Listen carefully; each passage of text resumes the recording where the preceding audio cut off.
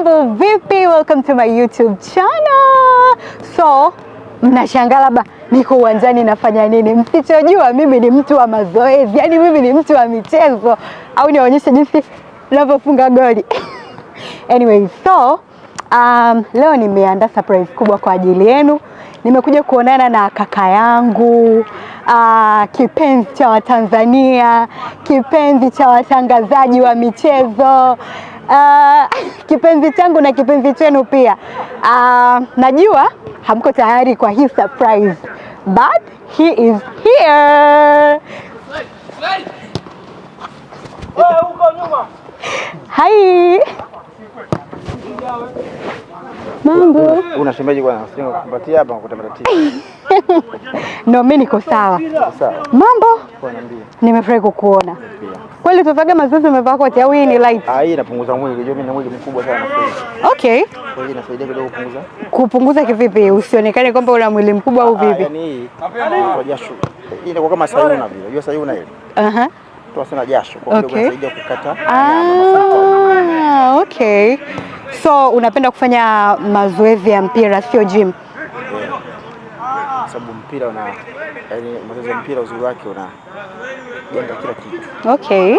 Kuanzia chini mpaka juu. Okay. Gym juu tu unajali nyama tu. Sawa, Ricardo pia nataka kujua Ricardo ilikujaje? Sisi unajua jina lako sio Ricardo. Ricardo Momo naweza kuelewa. Lakini Ricardo ilikujaje? Ricardo Momo.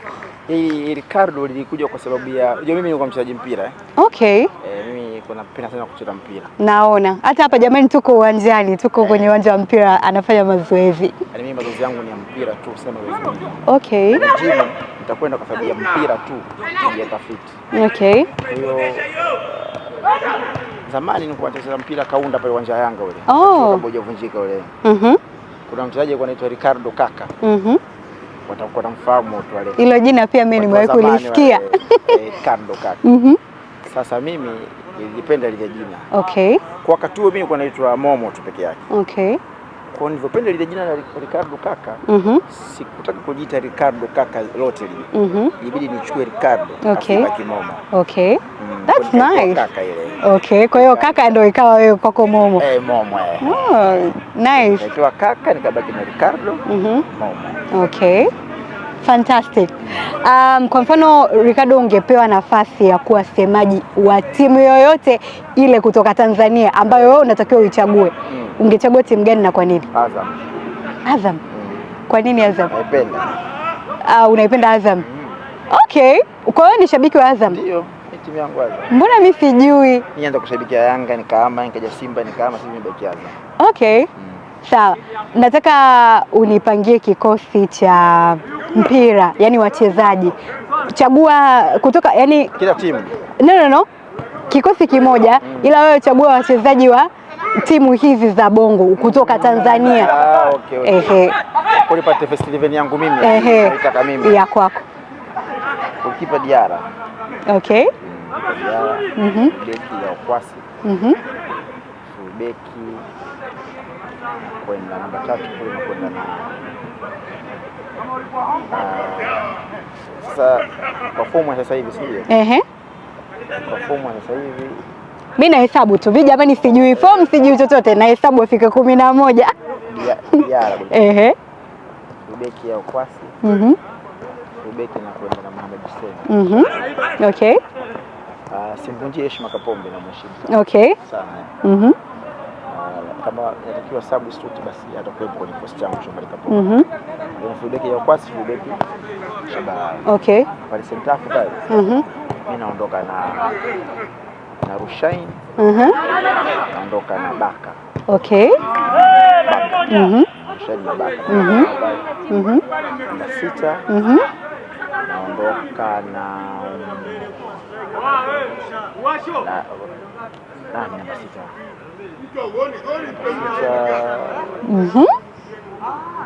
Kuna bwana mdogo anaitwa Kevin Nashon. Okay. Yuko Pamba.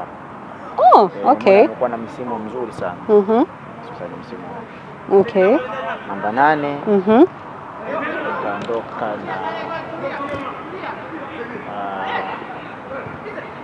na nitamepanga Chama. Okay. Chama ni namba 8 kwa sababu anaweza kucheza namba 8. Winga nitaondoka na Pacome. Winga nitaondoka na Kelo. Okay.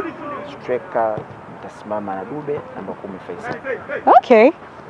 First 11 ya Ricardo Momo, tuambie wewe hizi kikosi unakipa alama ngapi? Hicho akija mtu yote anapiga. Kweli? Kocha ni mwenyewe. Momo, kuna ile wanasema ukikaa karibu na ua unanukia. Hujawahi kuhisi labda una kipaji cha kuimba au pengine ukatamani kuja kuanza kuimba na wewe siku moja? Asiye kutamani. Okay. Asiye kutamani. Yeye anapenda kuimba. Okay. Na nimekuwa yani waimbe watu hivi wananiambia mbona unajua kuimba, kwani usiimbe? Alafu una wimbo wewe? Kuna kaswida yako ulishirikishwa? Kama mpoto tu mwenyewe. Mimi zamani madrasa nilikuwa mwimbaji kabisa. Okay. Nilikuwa naimbisha kabisa kaswida. Tena nilikuwa watatu kipindi hicho. Okay. Yaani nikikosekana watu wanaumwa. Mohamed kwa Mohamed. Baba alikuwa anafika mbali yeye. Nilikuwa natungua sana kwa hiyo. Okay. Lakini baadaye nikapotea madrasa. Kwa sikuwa na akili tena ya kuwa na usanii wa kuimba sababu unapenda kucheza mpira. Kwa wazo la uimbaji likawa halipo kabisa kwenye kichwa changu. Okay. Kwa hiyo sasa hivi nina idea tu, lakini sio strong. Kama ningesimama toka mwanzo na hakika ningekuwa mbaya zaidi. Nice. Ukikutana na comment mdogo wako Diamond Platnumz anasemwa vibaya au kuna watu sasa hivi wameenda mbali zaidi, wanaweza kajirekodi wakaanza kumuongelea mdogo wako vibaya, kuna wengine wanatukana, yaani ukiona zile comments kwamba mdogo wako anaongelewa vibaya au anatukanwa, huwa unajisikiaje? Naumia. Lakini ndiyo maana halisi ya umaarufu. Okay. Yaani umaarufu ukitaka katika ulimwengu huu usizungumzie labda wewe umekufa. Okay. Na kufa kwa aina mbili. Ukiwa unafanya jambo ukajiona auingii katika midomo ya watu kwa namna yote ile, basi wewe ni sana maiti ulio hai. Kwa ile jambo lako unalifanya tayari lishafanyaje? Limeteketea. Lakini ikiwa upo kwenye midomo ya watu, maana bado ile jambo unalofanya lina nguvu zaidi. Okay. Kwa hiyo yapo ambao sometimes wanasemwa yanakuwa yana ukweli, kuna muda natumia kama funzo pia kumfundishia. Okay. Na yapo ambayo sometimes naona ya uongo, tabasamu, kwa sababu unajua ukishakuwa keki sasa hivi kila mtu anaje kutumia kwenye birthday sawa, kwenye msiba sawa. Kwenye keki ilivyo keki kila mtu na matumizi yake. Mwingine akaipeleka kwenye birthday ya mtoto sawa, mwingine kwenye harusi sawa, mwingine kwenye msiba sawa, mwingine kwenye komunio sijui. Sasa imekuwa haibague ichague. Okay. Ndio maana ya mtu kuwa maarufu. Okay. So pia lakini sana ni funzo na kuonesha kwamba yeye ni mkubwa. Na ni kitu ambacho kila unapoamka asubuhi unaangalia leo kuna kitu gani. Ukiona sasa siku nzima imepita bila ya kuingia katika midomo ya watu na wewe ni mtu maarufu, jiangalie mara mbili. Okay. Pengine sasa tayari jambo lako linaanza kushuka. Wote waliopotea ambao wazungumzie sio maana yake. Leo hii sio kusikia story yoyote labda ya kila Juma Nature mbaya mazuri. Okay. Sababu tayari kalia yake kwa. Lakini unaposikia ndugu yako, rafiki yako, msanii wako unampenda, anasemwa kwa chochote ama anasifiwa kwa chochote, hiyo bado upo hai. Okay. Kile anachokifanya. Okay. Imewahi kufika labda kiasi kwamba ikawa inamuumiza sana mpaka labda akafikia hatua kusema kwamba natamani hata nisingekuwa msanii au pengine nisingekuwa mtu maarufu? Ana kichwa ngumu sana. Ana kichwa ngumu sana. Kwa hiyo cha kwanza nikupe siri moja. Unajua ukiwa unaishi kwa matarajio ya kuwa wewe tu itauma. Lakini ukiamini kwenye wengine haiwezi kuuma. Sasa yeye ana sifa hiyo, yeye aamini kuwa yeye peke yake. Anaamini kwenye wengi. Kwa hata atokee mwingine asemwe kupitia yule, yeye haiwezi kumuuma. Bali anichukua ni changamoto tu na kufanyia kazi. Ushafahamu mzuri? Yaani ajaye kukati wanasema mimi sio kimataifa. Wanasema mimi sijui kuimba live. Okay. Changamoto hizo sababu kila mtu atatafuta sehemu gani na kukelea wewe, akuzie wewe. Sasa ukitoka kwenye reli unaangamia. Okay. Unatakiwa uwe strong. Alafu kuna wengine wanaangalia wanamezea, kuna wengine wanaangalia sema okay hivi kweli wanafanyia kazi. Nice. Wanasemaga wanaume hawalii, mimi nataka kukuuliza mara yako ya mwisho kulia ilikuwa ni lini? Msiba marehemu babangu. Pole sana. Hiyo ni okay. Mimi siwezi kulia na chochote. Okay. Lakini unahisi kulia ni kitu kibaya kama wanaume ambavyo mnavyoichukulia? Tunalia. Afikiba sio msiba tunalia. Mingine ingetujua kidogo lakini tunalia sana. Kwa sababu sometimes machozi inapunguza maumivu ya moyo. Shauri nzuri. Ya moyo unakuwa yani machozi ni kama chujio la kupunguza maumivu ya moyo. Okay. Shauri nzuri. Usipolia utaangamia. Kwa kuna wakati mwingine anaweza akapunguza maumivu kwa kuongea. Yaani unakuta mtu ana jambo, ili maumivu yapungue akwambie tu ndugu yangu jana mke wangu alifanya hivi. Mwingine maumivu yake anaamua kulia. Na usiazuie machozi, lia. Yaani kwenye dunia hii, yaani dunia ni wewe mwenyewe, yaani wewe ni wewe mwenyewe. Ukiweka mtu mwingine umeangamia. Okay. Yaani ukiona tu kwamba siwezi kulia sababu ya mtu fulani umeangamia. Okay. Dunia ni wewe mwenyewe. Mtu wa kwanza kujiparaa ni wewe mwenyewe. Mtu wa kwanza kujiumiza ni wewe mwenyewe. Kwa vile ambavyo hisia zako zinakutuma fanya. Okay. Usiache. Ila tu usiwe kumkosea Mungu peke yake basi. Yatosha. Tupate na mawaidha jamani. Natamani kujua Ricardo, unahisi ni kitu gani unakifanya vizuri zaidi kati ya utangazaji au kuwa meneja? Utangazaji. Umeneja uliniingia kinyongo. Nilipenda tena. Kwa nini? Sababu unajua matarajio yamekuwa tofauti. Okay. Unajua unafanya kitu, unajua lengo la moyo ulivyo, unapenda kumpenda yule anayekufanyia wema. Okay. Ndio moyo Mungu namna hiyo. Sasa wewe ukiwa unafanya jambo kwa ajili ya hakikisha unaupa moyo mtu furaha, afu yake kurudishia maumivu inakata. Okay. Kwa nini napenda utangazaji? Sababu kwanza ni kitu changu mwenyewe. Kinani brand mimi mwenyewe. Umeneja unakwenda kumbrand mtu. Unaona tofauti hapo? Na kama nimekuelewa vizuri Ricardo, unataka kuniambia kuwa msanii ambao umewahi kummanage alikuachia maumivu makubwa sana moyoni mwako?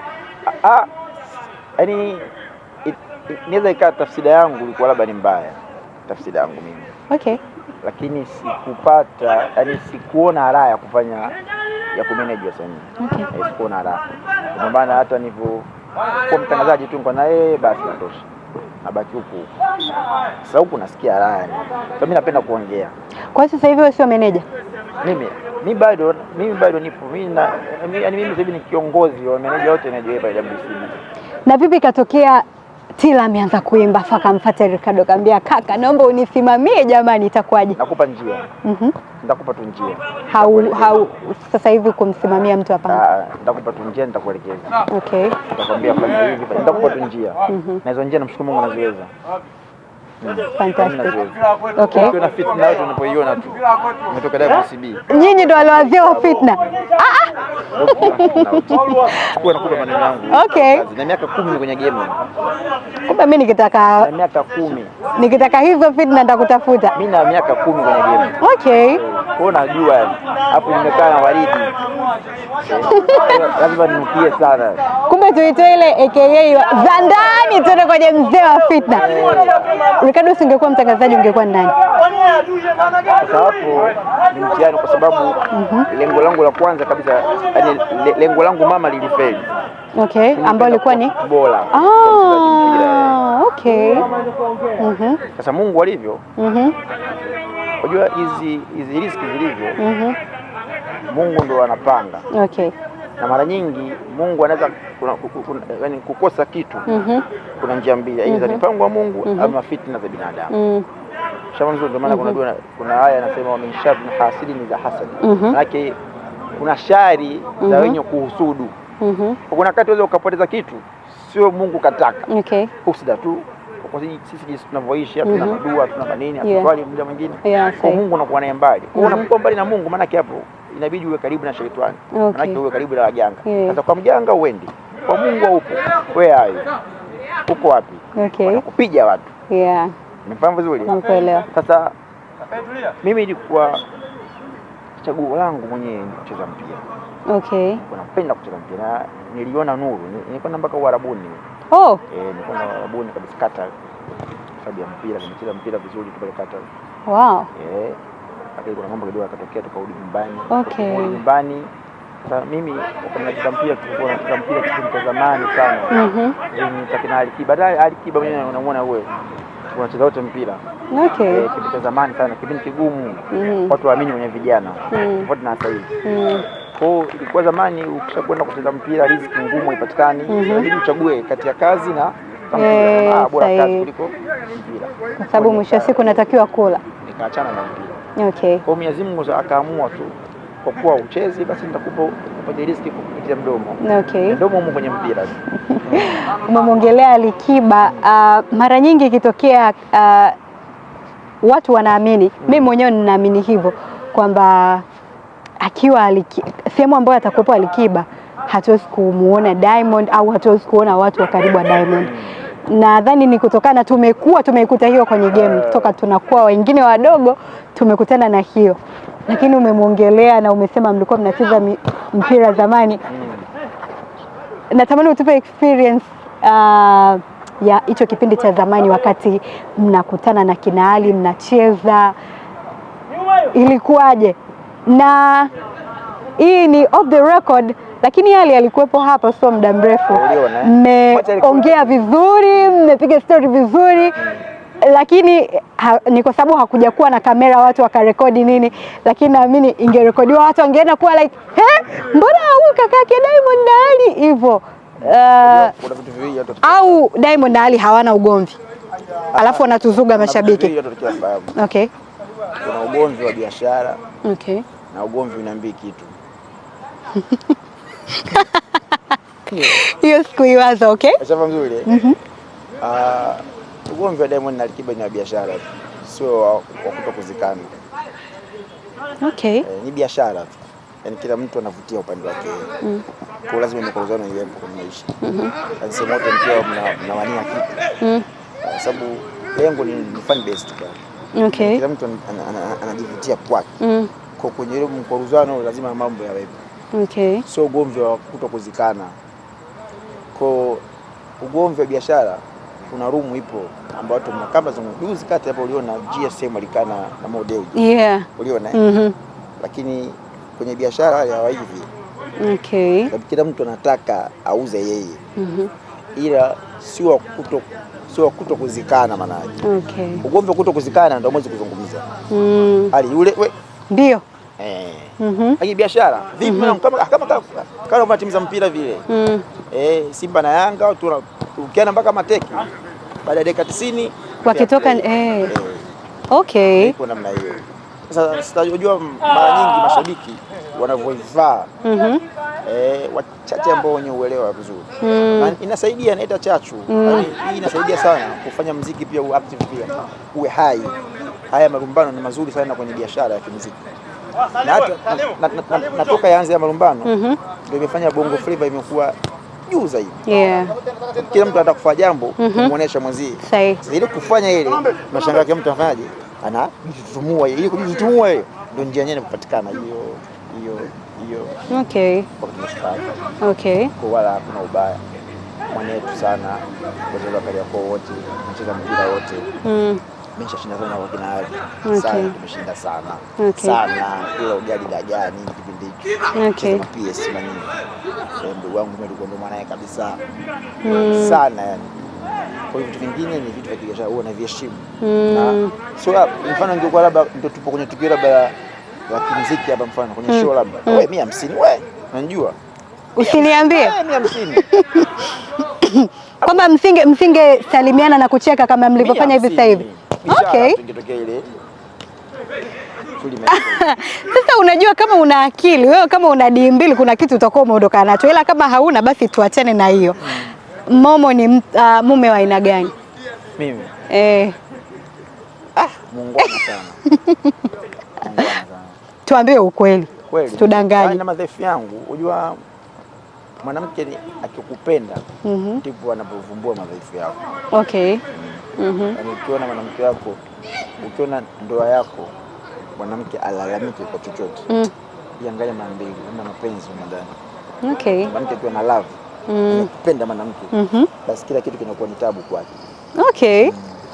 Kwa mimi napata bahati kupata wanawake wanaonipenda. Oh, fantastic. Kwa hata ukikaa nao wataeleza tu madhaifu yangu. Okay. Unachelewa kurudi kwa sababu namkera kweli. Kabisa ananipenda. Anatamani muda wote uwepo pale.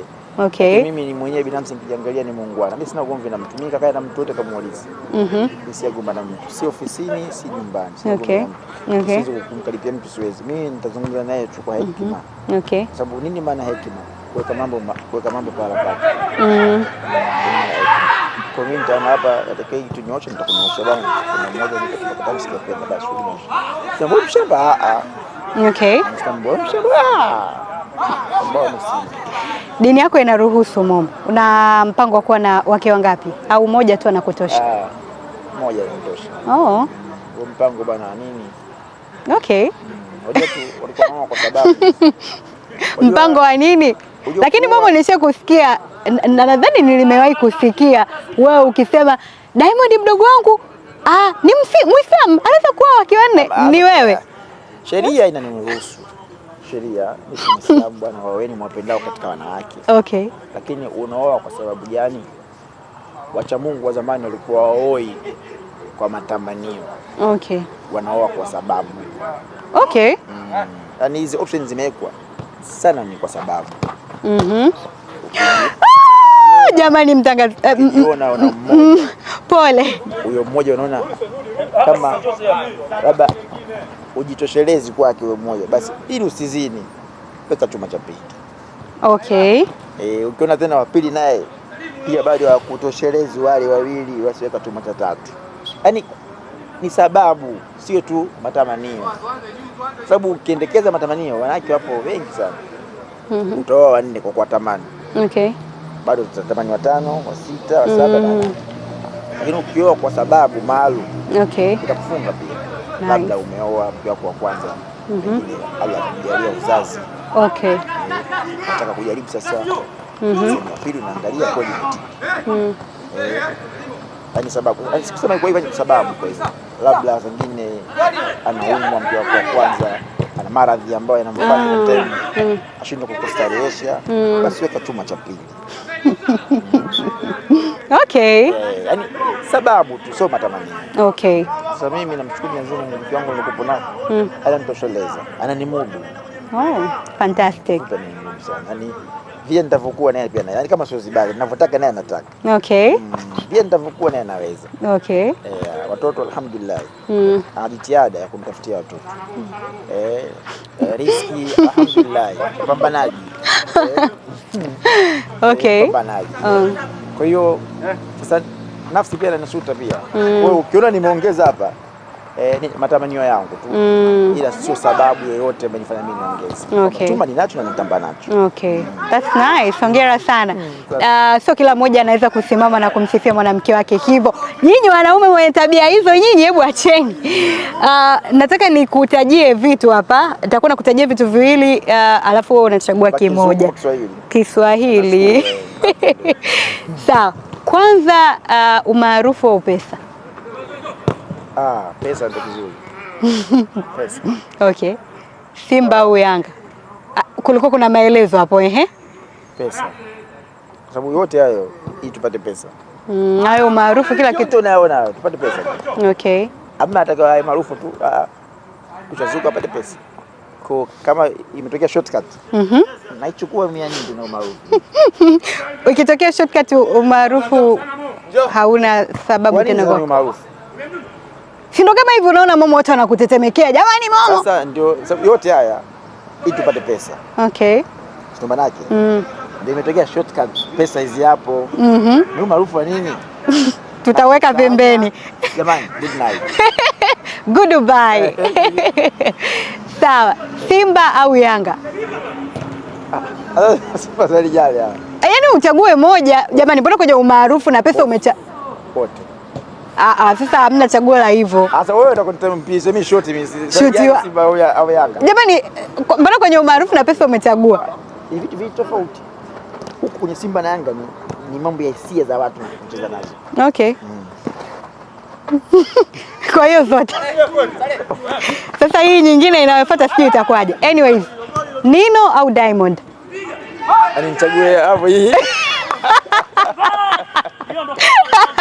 Ndio.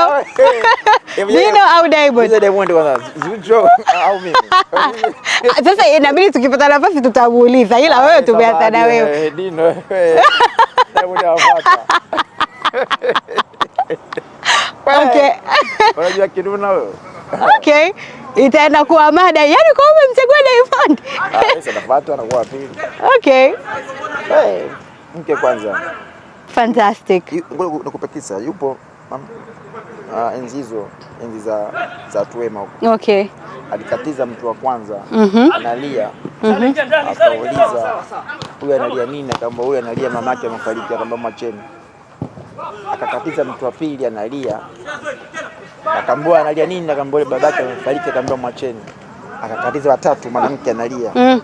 Akamwambia analia nini? Mume wake amefariki. Akamwambia muaini, atajua sasa hivi. Oh. Okay. Uzito wa mke haufanani na chochote na uzito wa mume haufanani na chochote. Okay. Usikompee kwa chochote kile uzito wa mke na uzito wa mume, sababu ni kitu ambacho kinaona kila kitu chako. Mimi leo hii nikiingia chumbani na Diamond, tukavua sote nguo kwa pamoja, tuvue nguo mfano, akaja mtu atahisi kitu gani? Yeah. Ataanza kama nini ndugu kwanza? Kwa umri huu. Kweli. Mke wangu. Sahihi. Umeona vizuri? Kwa mke ni kitu special sana. Okay. Au mume ni kitu special sana. Okay. Ndugu wana nafasi yao. Sasa hata wake pia nao wasitoke kwenye machaguzi kati ya wao na wazazi. Na kwa si jambo zuri. Okay. Waplay kati yao, ndugu na play kati yao shule. Okay. Lakini wote nawapenda. Na huyu ndugu yangu nampenda na mimi mke wangu nampenda. Okay. Kuchagua mimi kwanza Diamond anafuata sababu ya inza kimestan kabodi. Okay. Mama wewe una beti? Mimi. Ubeti? Hapana. Okay. Ila wewe umeshawahi kuwa ambassador wa kampuni ya kubeti? Leo ni. Kwa hiyo unatutangazia wakati wewe ubeti. Sasa tutajuaje hizo odds za uhakika? Kuna mtu anauza sumu, anakunywa sumu. Wewe wewe kama muuza sumu tu? Mimi muuza sumu tu. Okay. Nauza faya. Toja mwenyewe kwenda kujulia kuwapanya kimpango hapo. Jamani, mbona Momo kama anatudanganya?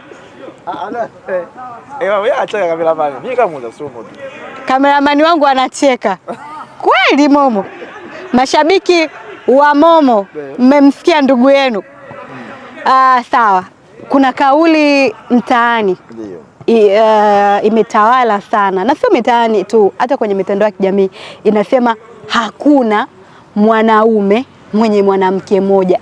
Na sasa hivi tuna hawa makungwi wa online. Kabisa wanasema, yani dada sikia, kama wewe mwanaume wako anakupa pesa, kama anakupenda, basi tulia. Hakuna mwanaume mwenye mwanamke mmoja. Nataka wewe utuambie hapo kutokana na experience yako. Hizo kauli ni kwa ajili ya kujenga. Unajua kuna mambo zamani yalikuja. Yalikuwa yana maana. Okay. Yapo kwa ajili ya mfano zamani unaweza kuambiwa hichi kiatu usikieke hivi. Utamtukana si Mungu. Sasa kwa hiyo Mungu unamtukanaje bali? Okay. Ilikuwa ni elimu ambazo za kutufunza tu kuna mambo tufanye vitu fulani na sawa. Okay. Sawa nzuri. Kwa hiyo unapoambiwa kwamba mwanaume ana mwanamke mmoja ni lugha ambayo inatumika kuwafunza wanawake. Okay. Kwamba hawa ndio wanaume. Yaani kuna namna unajengewa hata likitokea uishi katika maneno. Okay. Ndio mzuri. Hata mama aliniambia Kenya wanaume ndio walivyo. Kwa hiyo yale maneno yanakuwa yanapoza ule moyo wako. Tofauti na ukiambiwa kwamba mwanaume anaweza kuwa na mwanamke mmoja. Anaweza. Wewe utaishi humo anaweza? Siku ukaona hawezi, itakuuma, haitokuuma. Tauma sana. Ukiamini kwamba wanaume hawawezi kuishi na mke mmoja, hata kama siku ukiona itapoza kidogo maumivu. Okay. Kwa ni lugha ambayo wapo watu ambao wanaweza. Kwa experience yako hiyo iko vipi? Wapo watu ambao wanaweza. Wewe upo au? Mimi naweza, mimi sikambanda, mimi naweza. Nasema ni muangalie vizuri. Na pia ukiona jambo lolote Mungu ameliwekea kwenye wingi, ujue lina mtihani pia. Ndio maana Mungu ameturuhusu.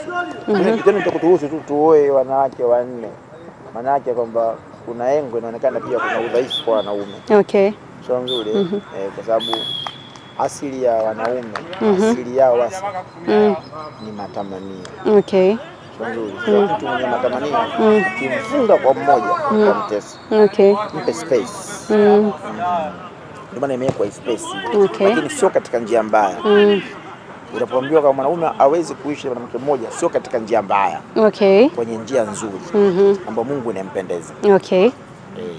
Njia mbaya haitakiwi. Au batika kuwa mke mmoja wewe ubaki nawe huyo, sababu umekimbia zinaa, baki kwa kwenye kheri. Usije kwenye zinaa. Kama unataka kuongeza chumba kingine ongeza kwa njia halali, sio kazini. Okay. Sheria hairuhusu mtu azini. Imeruhusu mtu aoe katika njia ambayo Mungu inampendeza. Okay. Unaweza kuuza akaunti yako ya Instagram? Siwezi kuuza. Kwa nini? Sasa kwa nini nauza kati? Labda ikatokea mtu amekuja na kibunda hapa cha kutosha.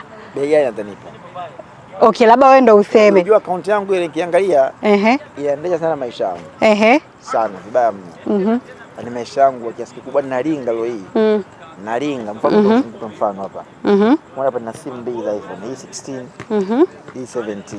Unaona hii? Mashaallah. Simu ngapi hizi? Mbili jamani. Hizi simu zote hizi kutokana na ile account unaiona. Kwa sasa hivi ununui simu kabisa? Simu. Sio sasa hivi, mimi toka nianza kutumia hizi smartphones hizi nini? Sio kununua. Okay. Mimi simu ya kwanza alinigawa Wema Sepetu. Okay, ilikuwa zawadi. Samsung Note 3. Okay. Alinipa Wema Sepetu. Tena nakumbuka sikio alinitumia picha. Kipindi hicho alikuwa ndo shemeji. Okay. 2014. Alinitumia picha nakumbuka kwenye simu. Angalia, aniambia una Instagram? Kama sina Instagram mimi. Kwa nini? Kama simu yangu hivi mbovu, picha yenyewe nikitumia mpaka nisubiri wifi kwa lama. Wewe sasa za zamani kuweza kucheza bebe nini? Tumia picha basi. Tumia saa 2 asubuhi. Ukahifadhi ile picha. Ukaja kucheka jioni. Yaani umechekeshwa asubuhi unacheka jioni. Mama hapa ndio. Jamani. Bebe yenyewe ilishasahau kama alikutumia. Kumbe yani hiyo si mbovu. Hapa sitakupa simu shemeji yangu. Okay. Wakanipa kwa Samsung Note 3. Ndio kipindi hicho ndio kama ndio iPhone unavyoziona. Okay. Nikachukua ile chuma na nikaingia Instagram kwa mara ya kwanza kumbuka 2014. Ndio ukatengeneza account. Account yangu hiyo naiona hiyo. Kutoka mwaka 2014. Kwa kifupi kama mimi Wema Sepetu ndio kaniunganisha Instagram. Kwa kunipa ile simu. Wow. Mpaka leo hivi unavyoniona. Yaani CCV sije kununua simu. Nice. Hapo nimekuta mambo yangu yananyoshea tu. Sababu nakumbuka simu zingine ni pepa zawadi tu, unajua tena ukishakuwa umeoa birthday zako naitwa simu zawadi. Basi inakuwa hivyo hivyo. Nilikuwa na hapa kati nilikuwa na simu kwa ile Samsung ambayo inafunguka ile. Hata majina si ujui, ni simu tu zinakuja zawadi. Mke wangu. Okay. Ndio alinipa. Wow, fantastic. Baada hapo sasa hivi tena hapa ndio kuna kampuni nafanya kazi inaitwa Apple Service ndio inanipa hizi simu. Yaani kweli mtu hii hapa hii kanipa Diamond. Okay, it's E16. Hii kanipa Diamond. Okay. Hii kwa simu ya Diamond. Sasa simu zangu ilitokea mtihani kidogo nyumbani zilivunjwa. Kuvunjwa. Nani alizivunja? Nikapewa hii simu na Diamond. Bwana mpe simu mambo hii 16. Okay. Nikapewa hii. Afu sasa hii 17 sasa hii ndio kampuni yangu ambayo nafanya. Okay. Namshukuru Mungu jinsi ya kununua simu. Kwa nini simu zako zilivunja? Kwa nini simu zako zilivunja? Na nani alizivunja? Naishi na binadamu, ana hisia, ana mapenzi. Okay. Kwa kuna wakati unasema wivu ni sunna. Na ndoa bila wivu hii itakuwa ni mtihani pia. Okay. Kwa mwanamke akuonee wivu basi chunguze sana mara mbili. Yeye yupo mtu mbaya naye anayemfanya naye. Okay. Yeah. Kwa basi baada hapo ndo akanipa hii. Mimi sifichi mambo, kwani nifiche mambo? Kwa akanipa 16 Diamond Platinum nyingine 17. Okay. Kwa sasa yote ukiangalia ni kutokana na account niko nayo. Kwa naiheshimu na naipenda ile account. Ni matangazo gani huwezi kuyapost kwenye account yako? Yaani ya pombe. Okay. Pombe mimi hapana. Wewe hautumii pombe pia? Mimi pombe situmii. Oh. Okay. Kwa hiyo muda mwingine tusifanye kila kitu. Kuna vitu kidogo at least yani si vizuri, kidogo yani vinazungumzika kwa jamii. Na mambo mengine nayo ukifanya aibu sana Okay. Ukamatia Mserengeti. Lakini mdogo wako anaukamatia. Na anapeleka kwenye show, mnaelekea Dodoma sasa hivi? Yule mwana kwamba kitu kimoja. Yule unajua kuna mtu ishakuwa mfano, kuna mambo nakupa mfano mmoja. Umeona alivyoali. Kuna mambo akiyafanya hali hayampendeza tena. Okay. Kwa jinsi alivyojitengeneza. Yeah. Kwa hiyo mkutali na mapuli huko. Hapana. Umeona tattoo nini? Sio mambo yake. Kama Diamond mkute anaishi kama hali. Tutashangaa. Hiyo ni njia tu ya mtu ambaye jinsi ulivyoanza nayo ulikuwaje. Okay. Sasa mimi kujiangalia kwenye njia yangu, nikifanya hivyo vitu tena mtu ajabu kabisa. Okay. Kwa jamii jinsi inavyoniona. Cha nzuri. Kwa lazima muda mwingine useme na njia zako. Okay. Natamani kujua umemsave vipi Zuchu kwenye simu yako? Zuchu. Hivyo Zuchu. Okay. Namba yake ambayo toka rafiki toka zamani namba yake ninayo. Kwa hiyo hukuwahi kubadilisha. Okay. Vile vile. Umeshtuka? No, sijashtuka, nimefurahi. Unataka kumsave darling? Sijajua. Hiyo vitu vingine. Unajua vitu vingine mimi siamini kwenye kuseviana. Okay. Mimi naamini kwenye nyoyo tu basi kila kitu. Unajua kuna mtu anaweza anakusifia kwa ngongo, unajua kuna? Ni kweli. Mpendeza. Sijajua ni picha ambayo imejengeka nje na pengine ni picha ya uongo, ila mashemeji wa Zuchu mnaonekana wanafiki. Yaani mnaonekana wanafiki sana. Nyinyi wote mashemeji. Yaani hiyo sitaki kusema Momo haupo au nani. Picha ambayo sisi tunaiona nje. Nikikaa kama shabiki wa Zuchu nasema alafu Momo yule Santos yule. Unajua unahisi kwa nini hii picha imejengeka? Lifestyle tu. Kuna unajua familia jinsi hiyo, sisi familia yetu ilivyo, maisha yetu yapo sana hadharani. Okay. Mshaba mzuri. Kwa ni rahisi mtu kuyaona hao mapungufu. Okay. Lakini zipo familia ambazo zina mapungufu mengi sana. Yeah. Lakini kwa kuwa maisha yao yamekuwa ni private. Na wanaelewa. Sasa mfano lakini watakiwa wajifunze wajua sio tu sisi. Wajifunze pia kila wanawake ama wanaume wanaokuwa na wake zao wanaume zao wafahamu kitu kimoja. Upande wa mume au mke usifikiri unaweza ukatoa madhaifu ya ndugu yao hata siku moja. Okay. Hiyo ndio ulifahamu. Ila watakao uangalie nini wanafanya baada ya kuona madhaifu ya ndugu yao. Sasa umeongea vizuri sana Momo, na honestly nimesema hapo kwamba mashemeji wote huwa mnaonekanaga wanafiki, ila mimi sasa hapa naongelea mimi Tila, huwa naona wewe ni kama una busara. Ila sasa hapo kwenye umeona ulivyoongea kwa busara sana. Nini mnafanya? Sisi hatujawahi kuona mnachokifanya. Zaidi kwa mfano tutakurudisha hapo nyuma, kuna issue Santos ilitokea mpaka nyinyi sasa sisi labda tulitegemea kwamba kwenye hicho nini mnakifanya basi labda mngemkemea, lakini ndio kwanza mnaposti ni kama mnakejeli, mnacheka hivyo. Kibinadamu nadhani Zuchu anajifikiaje ukija kwenye public? Okay. Watu watakifahamu pia mahusiano yenu nyinyi watu namna gani. Okay. Nimeshakuwa tu maarufu. Umaarufu ni kitu ambacho kama kuna switch fani ya akili moja inatoka. Okay. Maisha ya umaarufu. Yeah. Sasa ukitaka kwenye umaarufu utie na hekima ndani yake, unaweza ukaharibu zaidi. Okay. Jambo linavyokuja la kimaarufu limalizeni vile vile. Wewe kwa mfano mmoja. Okay.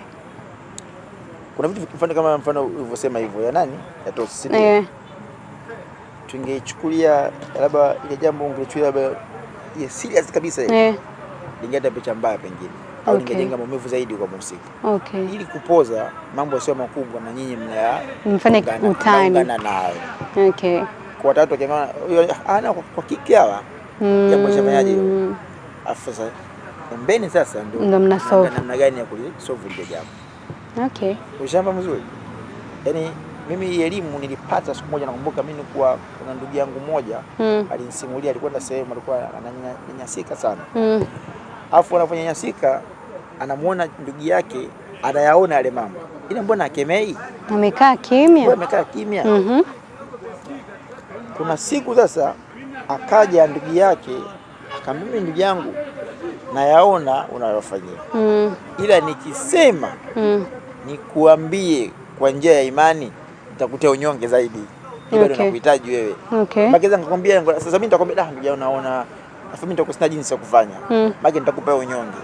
Kwa mawili utaona kwamba sasa ndugu yangu mwenyewe pia aweze kunisaidia. Acha mimi nifanyaje?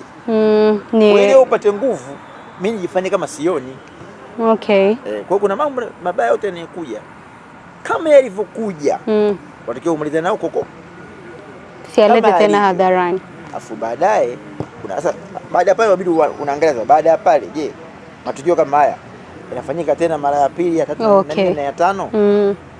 Ukiona yafanyiki, maana watu tayari washafaje, washasolve na mambo yamekuwa mazuri. Nice. Lakini yote jua kwenye hisia, kwenye mapenzi kuna mambo mengi. Mengi yanatokea. Hiyo sio kila mtu anaweza kujicontrol Kila mtu neno I love you ili alibebi kirahisi kana mzani wewe. Okay. Ndio maana wazungu wameigawa kwenye pande mbili ya maneno. Wazungu wana I like you na wana I love you. Okay. Ukishamwambia neno I love you mzungu, maana yake hakuna chochote kitachoingia mbele yenu. Ni nyinyi tu wawili.